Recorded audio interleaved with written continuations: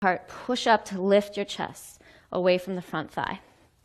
So wherever you are, we're going to take about 4 breaths together, really slow and steady with the breathing. If you have a more advanced practice, you maybe want to bind this. You could wrap your arm behind you, work on shifting your gaze up to the ceiling, twisting a little bit deeper.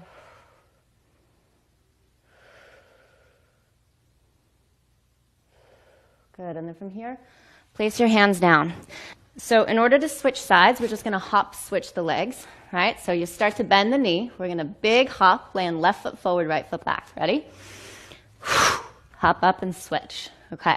So from this position, squeeze your inner thighs together, lengthen your spine, and come on up into crescent lunge. So we're going to work into the second side of our twist. Front knee bends to the 90-degree angle. Back leg is relatively straight. Belly is engaged. And the back ribs are even lifted up a little bit off the back of the hips. So we're not just arching the back body here. Hands to prayer position at your heart. You're going to hinge halfway forward and slowly start to twist elbow to knee. Or maybe you would get that hand outside of the foot, top arm up to the ceiling. So we'll hold here for about 5 breaths. Again, if you're a little bit more advanced and you want to bind this, you could reach your arms underneath you and work on shifting the gaze up to the ceiling. Hold for 3 more breaths. 2 more. And 1 more. Good work. Place your hands down on the ground. Now this time, step back into plank position. From plank, we're going to lower one forearm, followed by the other forearm, down into our forearm plank. In forearm plank, bring your feet together to touch. And then from this position, I'm going to have you roll onto the outer edge of your left foot, stack your hips, and then slowly reach your right arm up to the ceiling. So we're coming into a baby Vashisthasana, baby side plank here. Feet stacked, hips stacked, shoulders stacked. Just find your breath, even it out. This is one of my favorite poses to do. If you can't tell by now, I love doing core work in my Power Flow classes because the core is the thing that helps to center you in every position, so it's really important to have this. Okay, we're going to switch sides, so just bring your right forearm down, roll onto the outer edge of the right foot, and reach your left arm up, stacking your feet. Easy breath. Maybe even try to smile here, or just kind of flutter your lips a little bit so your face releases any tension you might have. And then from here, both elbows down to the ground. We're going to walk your feet in, coming into dolphin position. So again, if you're a tighter person, you might need to bend the knees and keep the hips back further. If you have a little bit more space in your body, you can walk your feet in closer, push back through the hips, and just let your head relax down. So this is a great position not only to stretch the shoulders, but to strengthen the shoulders. And you'll feel it also in your hamstrings and your low back, wherever you're tighter. Maybe it's both. So a couple more breaths here.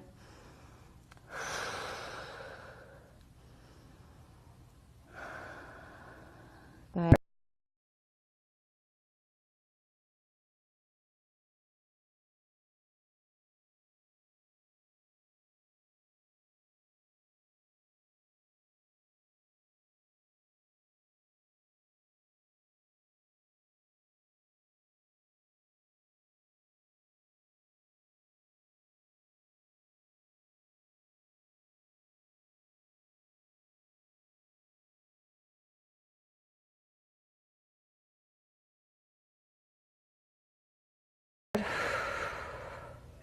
Good. So this is a really nice position to open the chest and the heart while keeping the low back safe and supported. So a couple breaths here. Good. And from this position, we'll come back onto our bellies, kind of like we started class, cactusing the elbows. This time, you're going to bend the knees and point your toes up to the ceiling. So take a breath in, and on your exhale, we'll lift everything up, arms, legs, chest. You bring the heels as close to your butt cheeks as you can, and if it's available for you this time, you reach back and grab the outer edges of the ankles. If it's not available, you stay here in your cactus position. Once you've got the ankles, flex your feet, kick the feet back into the hands to lift yourself up into your bow pose. So again, we don't just want to splay the bellies out here. We want to keep your belly engaged, push the hips down into the mat to support your low back. Same thing, watch that you're not clenching your butt cheeks really fiercely. Soften into them a little bit. Use the hamstrings more in this position. So last 3, 2, and on 1, release, let the feet go. Come back into your Sphinx position here. Now we're going to take a twist to release some of that back bending. So you'll slide your right knee up to your right elbow. We're going to take the left hand, grab hold of that right knee, and then from this position, you're just going to twist all the way over onto your back. And so the knee might pop up off the ground, and that's okay. You can put a block under for support if you need it. Otherwise, if you're comfortable, you just kind of let the knee draw down or let it hang here. Watch that your right hip doesn't creep up to your shoulder. Try to slide your right hip down away from your shoulder. And just take a couple breaths here. Should feel really good on your low back. And then we'll come back into our Sphinx position from here. So really slowly just kind of unwind. Find your way back, elbows down on the mat. We'll slide the left knee up to the left elbow. Now this already feels good. It's already released in my low back. So you could always just hang out here if you don't want to come into the twist. Otherwise, right hand to the left knee. We're going to slowly roll all the way over onto our backs, twisting on the second side. So again, the left hip is descending down away from my shoulder. So the side of my body stays really long and spacious, and I twist. Just a couple breaths in this position. Notice if you're holding tension anywhere else while you're here, like in the jaw or the shoulders, just relax. You don't need any tension here. Just kind of chill.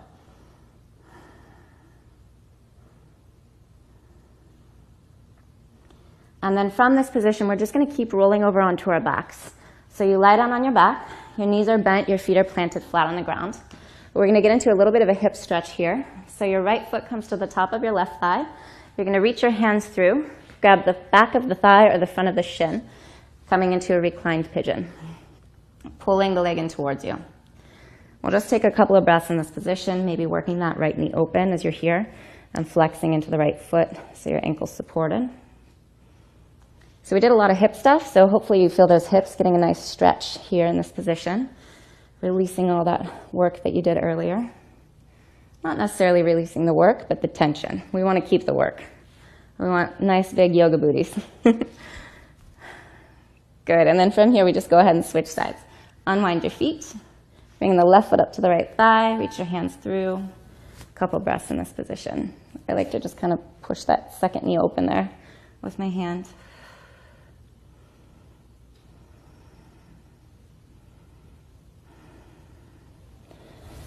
All right, and then from here we just unwind the legs, reach them straight up to the ceiling. And we're gonna lift the legs up overhead and then rock and roll all the way up to a seated position. So last little stretch here. Legs out in front of us, feet flexed, sitting up tall. We're gonna inhale, lift both arms up. And as you exhale, front ribs draw in, back ribs lift up. Now take one more breath here. And on our exhale, we're gonna hinge from the hips, folding forward into Paschimottanasana. So don't worry about grabbing your feet. In fact, just bring your hands down to the floor outside of the legs. You could walk your hands past your feet if you have the flexibility for it, right? Try not to round your back and your spine. If you're rounded, you've gone a little too far. We just want to back out of it. Maybe bringing the hands to the shins, chest forward, hips back. And then see if you could kind of rotate your inner thighs down towards the mat. You'll feel your pelvic floor opening up towards the ground as you do that, and that'll just deepen the stretch in a supported way. Good,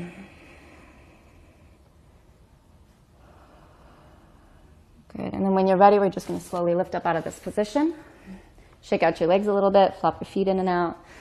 And then we'll find our way into a final seated position. So make sure that you're comfortable that both of your hips are evenly rooted down onto your yoga mat. And just rest your hands either face up or face down on top of your knees. Once you're there, go ahead and close your eyes.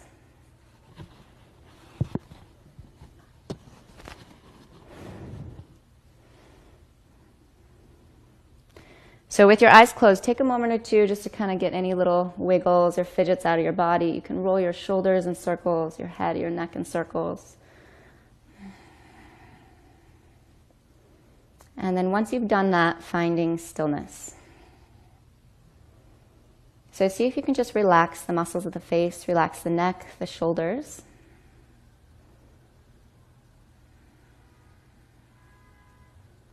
And this is the moment where we get to kind of enjoy all the benefits of our practice.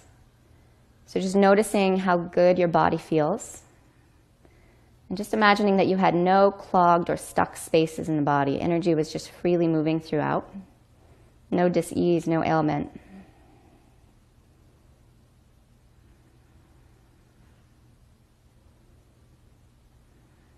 And then just noticing how kind of quiet the mind is, how peaceful and content the mind is.